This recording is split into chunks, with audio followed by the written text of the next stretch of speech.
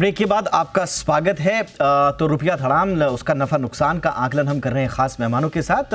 महाजन sir, break से पहले आपने कहा था कि लॉन्ग टर्म मेजर्स लेने होंगे, जिसमें आपने डिपेंडेंसी ऑन इम्पोर्टेड एनर्जी और रॉ मटेरियल्स को दुरुस्त करने की बात कही थी। लेकिन ये थोड़े से लॉन्ग टर्म मेजर्स हुए सर, कुछ इमीडिएट विंडोज़ आप देख रहे हैं कि कुछ त्वरित समाधान हो, जैसा बग्गा सर ने भी जिक्र किया, इंडियाज़ जो फॉरेक्स रिजर्व्स हैं उनको स्टेबलाइज किया जाए। 2013 के टैपर टैंट्रम का जिक्र आया जिसमें हमने डॉलर इनफ्लो को अट्रैक्ट किया था। इस तरह के कुछ आप शॉर्ट टर्म मेजर्स देख पा रहे हैं सर, उनके लिए कोई विंडो?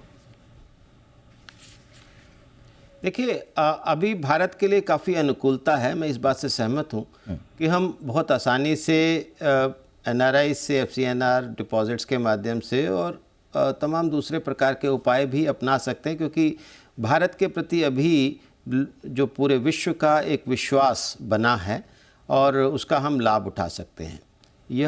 ये शॉर्ट टर्म मेजर्स तो हैं ही, लेकिन लॉन्ग टर्म मेजर्स जो हैं वो बहुत ज़रूरी हैं, क्योंकि लंबे समय में हमारे पास अभी सफिशिएंट फॉरेन एक्सचेंज रिजर्व्स हैं और फॉरेन एक्सचेंज रिजर्व्स का जो हम लाभ उठा सकते हैं रुपए को स्टेबल करने के लिए, लेकिन बहुत लंबे समय तक नहीं कर सकते हैं, क्योंकि पहले से ही हम करीब 704 बिलियन डॉलर के हम सितंबर में हमारे पास रिजर्व्स थे, जो अभी घट करके लगभग 650 बिलियन डॉलर्स ही रह गए हैं। तो ऐसे में हमें इस बात को समझना होगा कि ये हमारा जो बड़ा फॉरेन एक्सचेंज रिजर्व्स है, ये दुनिया का हमारे प्रति विश्वास जो है वो बढ़ाता है। उसको कम करना बहुत बेहतर उपाय नहीं है।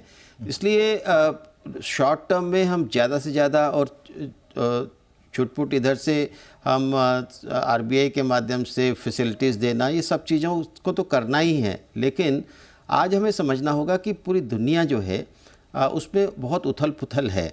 एक तरफ चाइना के पास बहुत एक्सेस कैपेसिटी है, जिसके कारण वो डंपिंग हो रही है, जो हमारे इंपोर्ट्स को बढ़ा रहा है। अभी आज की रिपोर्ट के हिसाब से 992 बिलियन डॉलर का रिकॉर्ड सरप्लस चाइना ने जनरेट किया है। वो बहुत बड़ी बात है और उसका कुछ असर भारत पर भी पड़ा है। तो ऐसे में पूरी दुनिया में हमारे प्रति एक और आकर्षण है, क्योंकि यूरोप और अमेरिका आज चीन से इतर कुछ चीज़ों को तलाश कर रहा है। चाइना +1 की पॉलिसी चल रही है। हमारा ये मानना है कि भारत एक बहुत बड़ा मैन्युफैक्चरिंग हब के नाते आ सकता है और हम बहुत बड़ी मात्रा में फॉरेन एक्सचेंज अर्न कर सकते हैं, लेकिन उसके लिए सरकार की नीतियों को दुरुस्त करना भी ज़रूरी होगा और एक बेहतर प्रकार की मैन्युफैक्चरिंग पॉलिसी जिसमें टैरिफ भी हो, जिसमें रेट ऑफ इंटरेस्ट की भी बात हो, क्योंकि आज इन्फ्लेशन के कारण रेट ऑफ इंटरेस्ट बहुत ज़्यादा हाई है, जिसके कारण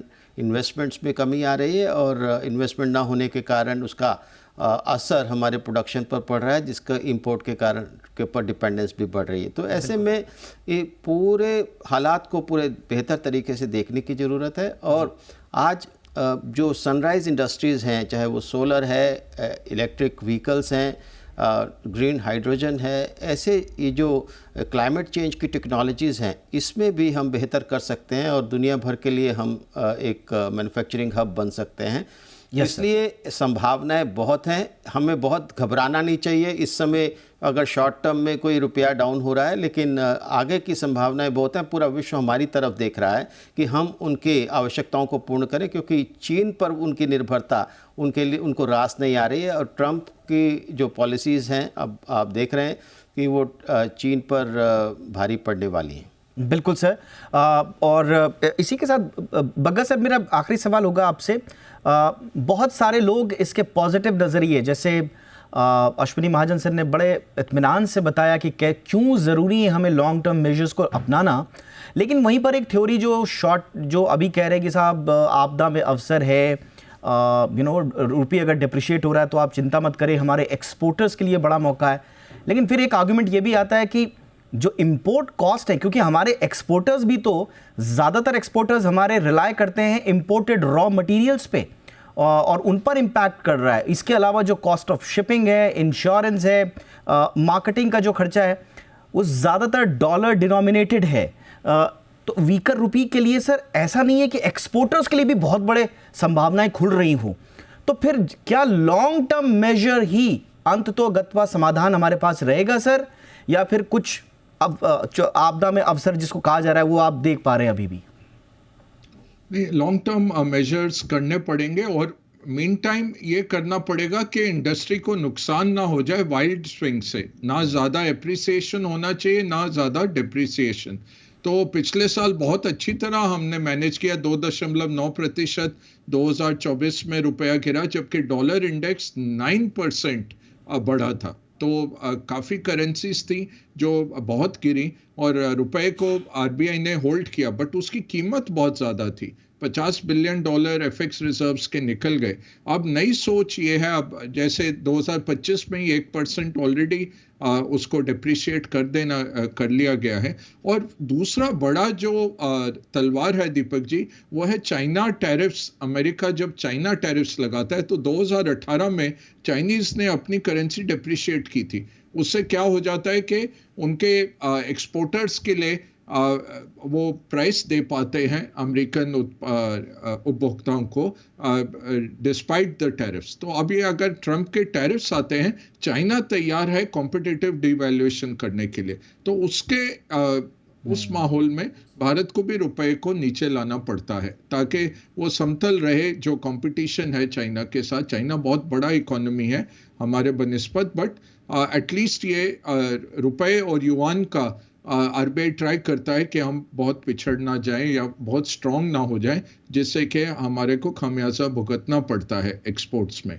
तो चाइना एक फैक्टर रहेगा अगले कुछ महीनों के लिए, जब तक ट्रंप की पॉलिसी का क्लैरिटी नहीं आ जाता। आज जरूर उनके एडमिनिस्ट्रेशन ने कहा कि हम ग्रेजुअली टैरिफ लगाएंगे, जिससे कि हमने देखा ग्लोबल मार्केट्स में उछाल आ गया। तो ट्रेड पॉलिसी बहुत अहम है करेंसी वॉर्स में दीपक जी। ऑलराइट सर, अब मैं अंत में जाते जाते, क्योंकि हमारे दर्शक बहुत सारे सवाल आप दोनों के लिए भेज रहे हैं और संक्षेप में जानना चाहते हैं, समय मेरे पास है नहीं, तो मैं एक लाइन में आप दोनों से एक सवाल पूछूंगा सर। ये जो ट्रैजेक्टरी है रुपी डेप्रिसिएशन की, स्टार्टिंग विद महाजन सर, एक लाइन में सर, ये अगले 2-3 महीने रहेगी, 6 महीने तक जाएगी, या इसमें करेक्शन शीघ्र हो जाएंगे सर?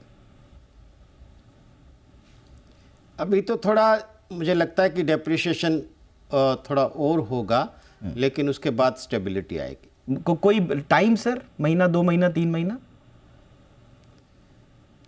2-3 महीने से ज़्यादा नहीं लगेगा। Alright sir. बग्गा सर? क्योंकि इसमें सरकार मेजर्स लेगी तो साथ ही हो जाएगा। Right sir. Bagga sir, budget से कुछ एक्सपेक्ट करें? सहमत हूँ सर से, मैं भी कहूँगा, बट यहाँ से और ज़्यादा गिरने की उम्मीद नहीं है। जिस तरह से 50-60 पैसे एकदम से गिरा, वो आरबीआई ने अलाउ किया दीपक जी। तो यहाँ ऐसा नहीं है कि 90-92 पहुँच जाएगा कल तक, ऐसा कुछ नहीं होने वाला। 1% आपको मिल गया जनवरी में, अब आगे वो आरबीआई इसको होल्ड करके रखेगा और साल का 3-3.5% लेके आप चलिए, उससे ज़्यादा मुश्किल है। यही है कि चाइना अगर डिप्रिशिएट किया तब आपको बड़ा भारी भरकम डिप्रिसिएशन दिख सकता है। तो चाइनीज करेंसी पे right sir, all eyes on Chinese currency now. और जो साल का दायरा था और 2-3 महीने का दायरा था, आप दोनों ने बड़े अच्छे तरीके से वो भी दे दिया। रुपए की हालत ठीक नहीं है, जी हाँ, कमजोर सेहत के चलते रुपया बेदम नजर आ रहा है। डॉलर के मुकाबले रुपया ऑल टाइम लो पर पहुंच चुका है। क्या रुपया अभी और गिरेगा या फिर ये गिरावट थमेगी और इसमें करेक्शन आएगा? साथ ही कमजोर रुपए से किन किन सेक्टर्स को है फायदा, किन को नुकसान, इकोनॉमी को फायदा है या नुकसान, आप और हमें, हमारी जेब को फायदा है या नुकसान, डिटेल्स से आज हम समझेंगे, विश्लेषण करेंगे खास मेहमानों के साथ। सबसे पहले देखिए ये रिपोर्ट।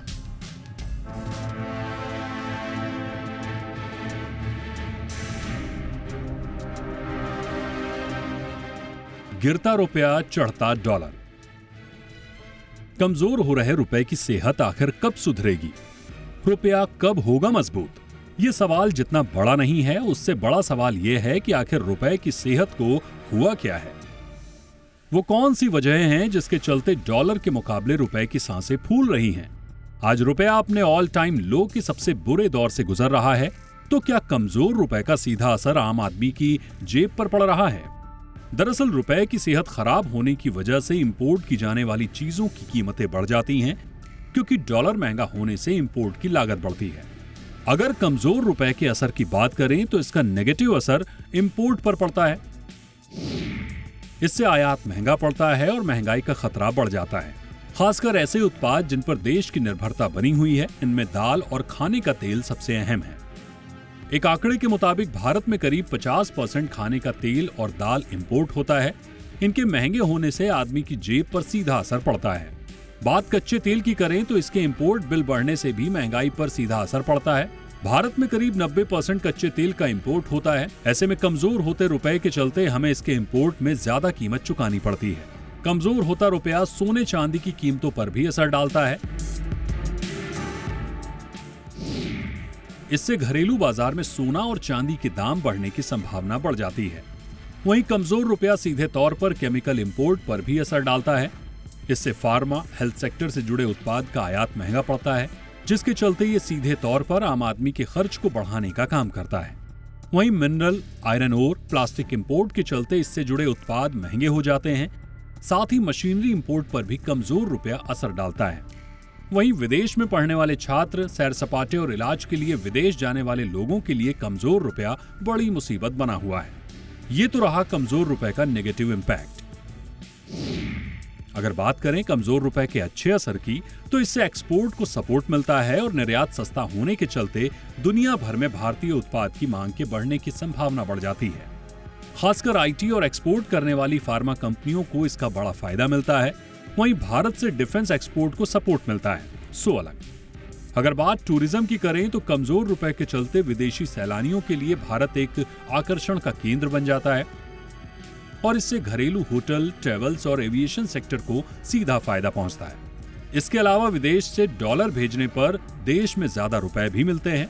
फिलहाल तो रुपए के कमजोर होने के पीछे अंतर्राष्ट्रीय वजहें हैं और माना जा रहा है कि रुपए को जितना गिरना था गिर चुका।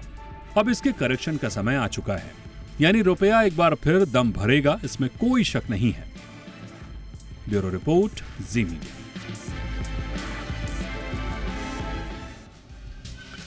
स्वागत करते हैं हमारे साथ खास मेहमान का। अजय बग्गा सर हमारे साथ जुड़ चुके हैं, जाने माने मार्केट एक्सपर्ट्स और चेयरमैन हैं एलिमेंट्स प्लेटफॉर्म्स के। बहुत बहुत स्वागत है बग्गा सर आपका। Good evening sir.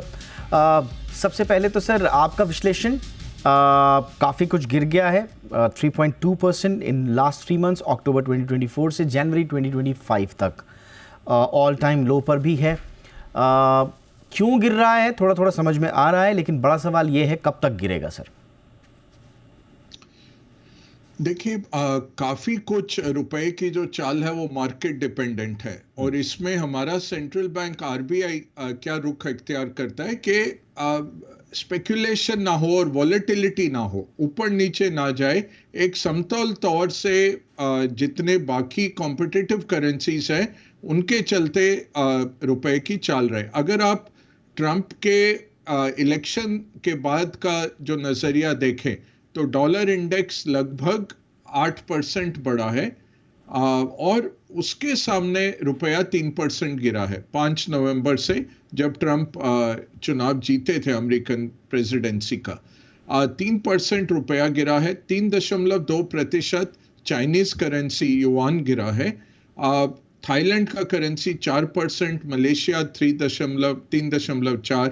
बट आपको हैरानगी होगी, 3 बड़े इकोनॉमिक ब्लॉक, जापान 4.5% नीचे, यूरो 7% नीचे, यूके का पाउंड 6.9% नीचे और ब्राजील जो कि बहुत बड़ा एक कंट्री है, फिर से ब्राजील 7% नीचे, साउथ अफ्रीकन रैंड 10.4% नीचे। तो अगर आप ये इमर्जिंग मार्केट्स में देखें, साउथ कोरिया भी सर लगभग 10% के आसपास। तो अगर आप देखें इमर्जिंग मार्केट्स में, तो हमें चाइना के साथ देखना है कि हमारा करेंसी ना आगे जाए ना पीछे रहे चाइना से, क्योंकि कंपटीशन रहता है एक्सपोर्ट्स का। उसके साथ हम चल रहे हैं, वो 3.2% नीचे, हम 3% हैं। मेक्सिको जो है 3.5% तक नीचे है मेक्सिकन पेसो। मलेशिया 4 से नीचे है, 4% से कम नीचे है। दूसरा, डेवलप्ड मार्केट्स में देखें तो उनकी हालत ज्यादा खस्ता है। यूरोप पूरा संगठन लगभग 7% नीचे है, पाउंड 6.9% नीचे है, ऑस्ट्रेलियाई करेंसी, न्यूजीलैंड डॉलर, कोरिया जैसे आपने कहा, ये सब नीचे हैं। तो ये डॉलर की स्ट्रेंथ के साथ है। कुछ लोग बोल रहे थे जब वित्त मंत्री ने कहा भी कि ये डॉलर स्ट्रेंथ से रुपया गिरा है, रुपए की वीकनेस नहीं है, लोग मजाक उड़ा रहे थे, बट ये एक हकीकत है। अगर आप 2021 से देखें दीपक जी, 20% रुपया गिरा है और 20% ही डॉलर इंडेक्स बढ़ा है। लगभग 21% आप ले लीजिए, डॉलर इंडेक्स बढ़ा है पिछले 3-3.5 साल में। तो इस तरह से आरबीआई ने मैनेज किया है कि वो जेंटली नीचे आए रुपया, ताकि हमारा एक्सपोर्ट कॉम्पिटिटिवनेस रहे, बट उसके साथ आपके इकोनॉमी में इन्फ्लेशन ना आ जाए। जैसे आपने अपने सेगमेंट में भी दिखाया, क्रूड ऑयल, क्योंकि हम बहुत सारा क्रूड ऑयल आयात करते हैं, तो उससे फिर इंपोर्टेड इन्फ्लेशन आ जाता है। $10 अगर क्रूड की कीमत बढ़ती है तो हमारा जीडीपी भी नीचे जाता है, करंट अकाउंट डेफिसिट बढ़ता है, और इन्फ्लेशन भी लगभग 0.3% सीपीआई इन्फ्लेशन हर $10 पे बढ़ने लग जाती है। तो इसलिए आरबीआई बड़ा सोच समझ के रुपए की चाल को कॉम्पिटिटिव डिवैल्यूएशन के तौर पे चलने देता है, कि चाइना के साथ, मेक्सिको के साथ, इंडोनेशिया, मलेशिया, ये सब जो हमारे कॉम्पिटिटर्स हैं, बांग्लादेश, पाकिस्तान वगैरह तो बहुत पीछे छूट गए, उनका करेंसी तो बहुत वीक है, बट उससे क्या होता है, उनके एक्सपोर्ट्स को बहुत फायदा हो जाता है। बांग्लादेश के जैसे टेक्सटाइल्स अभी शेख हसीना के तख्ता पलटने से पहले बहुत आगे निकल रहे थे, और उनको प्रोत्साहन मिल रहा था एक वीक करेंसी से भी। Absolutely sir, absolutely sir. ये डिटेल में आपने बताया और आपने उसमें काफ़ी कुछ समाहित भी किया, ख़ासतौर से जो मैक्रो इकोनॉमिक स्टेबिलिटी की बात है क्रूड ऑयल प्राइस से, और एक तरफ क्रूड ऑयल प्राइस बढ़ने का कॉम्बिनेशन है और रुपी डेप्रिसिएशन का कॉम्बिनेशन है। जाहिर सी बात है करंट अकाउंट डेफिसिट पर, बोरोइंग पर, काफ़ी कुछ, फॉरेक्स रिजर्व पर इनका सबका असर होगा। मेरे साथ एक और ख़ास मेहमान जुड़ चुके हैं, अश्विनी महाजन सर हमारे साथ जुड़ चुके हैं, देश के जाने माने अर्थशास्त्री हैं। गुड इवनिंग सर, बहुत बहुत स्वागत है आपका।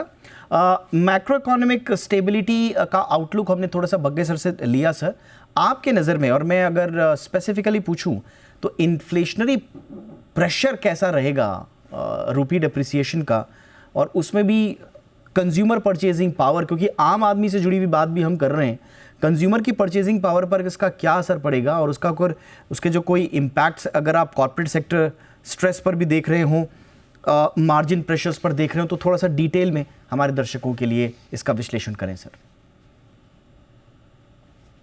कि रुपए का डेप्रिसिएशन जो है वो सीधा सीधा इन्फ्लेशन को प्रभावित करता है। हम जानते हैं कि लगभग 30-32% जीडीपी का हम इंपोर्ट करते हैं, तो ऐसे में अगर रुपए में 5% की भी गिरावट आती है तो उसका जो प्रभाव है 30% उसका, आप समझ लीजिए कि लगभग 1.5-2% इन्फ्लेशन पर उसका असर पड़ता है। और इसीलिए आरबीआई इस बात का प्रयास करता है कि बिना वजह से रुपया डाउन ना जाए, और कभी कोई शॉर्ट टर्म इम्बैलेंस होता है तो उसको आरबीआई संभालने की कोशिश करता है। इसलिए इस बात को हमें समझना होगा कि रुपए की स्टेबिलिटी देश के लिए, कंज्यूमर्स के लिए, सबके लिए ज़रूरी है।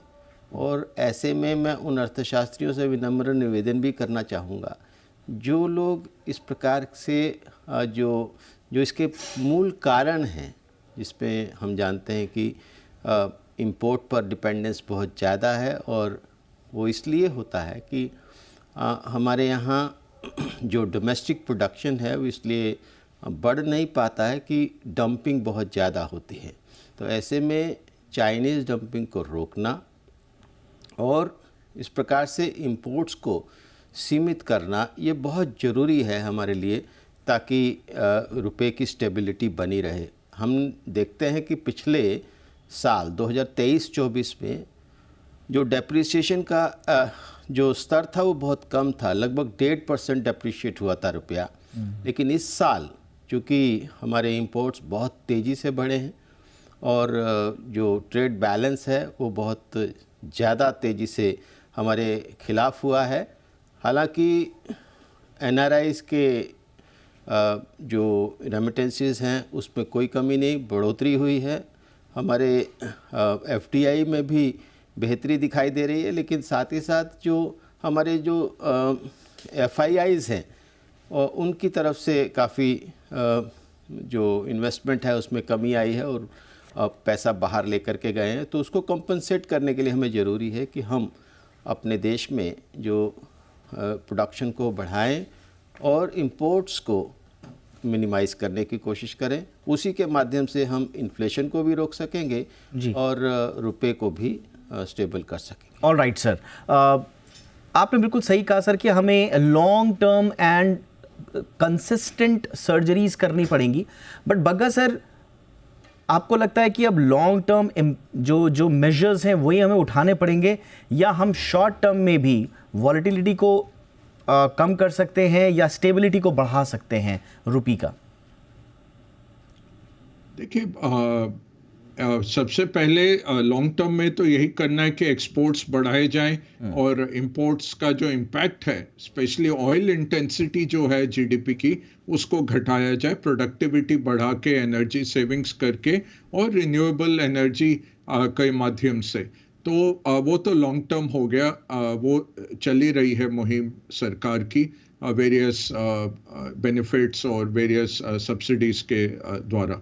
दूसरी बात है आरबीआई का करेंसी मैनेजमेंट, जो उच्चतम स्तर का है। आरबीआई के पास अभी भी $650 बिलियन का एफएक्स रिजर्व्स तक है। 630 हो गया मेरे ख्याल से अभी लास्ट 3 महीने के बाद, बट 700 बिलियन था हमारे पास। तो अच्छा खासा हमारे पास एफएक्स रिजर्व्स भी है जो मार्केट कॉन्फिडेंस बढ़ाता है। तीसरा, आरबीआई के पास 5-6 मेजर्स रहते हैं दीपक जी। एक है जैसे ऑयल मार्केटिंग कंपनीज तेल के लिए डॉलर बाजार से लेती हैं, आरबीआई डायरेक्टली उनको लाइन दे सकते हैं। दूसरा, एनडीएफ मार्केट में आप एक लकीर खींच सकते हैं, जैसे पीपल बैंक ऑफ चाइना करता है, वो युआन फिक्स करता है ऑफशोर मार्केट में, वैसे ही आरबीआई भी हस्तक्षेप करता है। और तीसरा है डॉलर की बिक्री करना। जो भी लोग खरीदने आते हैं डॉलर, चाहे वो फॉरेन इंस्टीट्यूशन इन्वेस्टर्स निकल के जा रहे हों या घरेलू निवेशकों को चाहिए डॉलर, आरबीआई उसकी उपलब्धि करते हैं। और चौथा रहता है एफसीएनआर डिपॉजिट्स, जो 2013 में सुब्बाराव जी के कार्यकाल में और फिर रघुराम राजन जब तक आए वो पूर्ण हुआ था। उस टाइम पे हमने काफी बड़ा एक tapper tantrum sir. Yes sir, ये जी, और बेन बर्नांके के टैपर टेंट्रम के दौरान तो वो बहुत बड़ा एक अमाउंट हमारे लिए अवेलेबल है, क्योंकि लगभग 3 करोड़ नॉन रेजिडेंट इंडियंस हैं जिनका बहुत बड़ा हर सालाना सरप्लस है। तो अगर आप उनको अच्छे डॉलर रेट दे के पैसा लाते हैं और बैंक्स के लिए सहूलियत कर देते हैं कि कोई सीआरआर नहीं आपको इसमें मेंटेन करना, और आरबीआई जैसे पुराने टाइम पे आरबीआई एफएक्स कवर भी देता था, तो एफएक्स बी डिपॉजिट होते थे जो मैंने 8 रुपए में भी लिए हुए हैं, और वो 5 साल बाद जब हुए मैच्योर तो आरबीआई 8 रुपए पे दे देता था या 30 रुपए पे। इस तरह से आरबीआई करेंसी मैनेजमेंट भी करता था। वो भी आजकल ज़रूरत नहीं है, क्योंकि बैंक्स अब इतना लिक्विड हो गया है रुपये का, फॉरेन एक्सचेंज मार्केट के बैंक्स खुद कवर्स ले सकते हैं। तो एफसीएनआर डिपॉजिट जो पिछली एमपीसी बैठक में घोषणा जरूर की थी, बट वो इतना अट्रैक्टिव नहीं बनाया गया। आई थिंक फरवरी की बैठक में अगर उसको अट्रैक्टिव बनाया जाए, बहुत सारा पैसा है दीपक जी। उस टाइम हमें मना करना पड़ रहा था, और 2 बिलियन यूरो का जो जिस बैंक का मैं अध्यक्ष था हमें लाइन मिली थी, वो लगभग 2 घंटे में पूर्ण हो गई थी पूरी लाइन, और इतना 5-6 बिलियन और पड़ा था जो लोग डालना चाह रहे थे पैसा, और हमारे पास कैपेसिटी नहीं थी लेने, क्योंकि आरबीआई ने हमें 2 बिलियन ही दिया था। तो आप 5-6-10 बिलियन ओवरनाइट उठा सकते हैं। और बिल्कुल कर सकते हैं। और फिर आखिरी बात है, ईसीबी जो आपके लोन्स हैं जो हमारे घरेलू इंडस्ट्रीज लेते हैं उसका कवर रहे, या उनका नेचुरल कवर हो कि वो एक्सपोर्टर्स हैं। और अब अच्छी बात यह है, आरबीआई अगर आप आंकड़े देखें, 2/3 हमारा ईसीबी पूरी तरह हेज्ड है, तो हमें कोई रिस्क नहीं है रुपए के गिरने का। दीपक, ऑल राइट सर, तो बहुत अच्छे से आपने समझाया सर। एक छोटे से ब्रेक के लिए मैं रुक रहा हूँ, मेरे दोनों मेहमान मेरे साथ बने हुए हैं और ब्रेक के उस पार हम थोड़ा सा जो ग्लोबल जियोपॉलिटिकल शिफ्ट्स हैं, ख़ासतौर से ट्रम्प की पॉलिसी की तरफ हर कोई नज़र उठा के देख रहा है, चाइना के स्लो डाउन और बाकी सब चीज़ों का हमें थोड़ा सा स्ट्रेटेजिक पोजीशनिंग जो इंडिया की है उसका असेसमेंट करना पड़ेगा, जो ग्लोबल ऑर्डर चेंज हो रहा है उसके मद्देनज़र, और उस परिप्रेक्ष्य में हम कैसे देख रहे हैं रुपये की आगे की चाल। इस पर छोटे से ब्रेक के बाद चर्चा।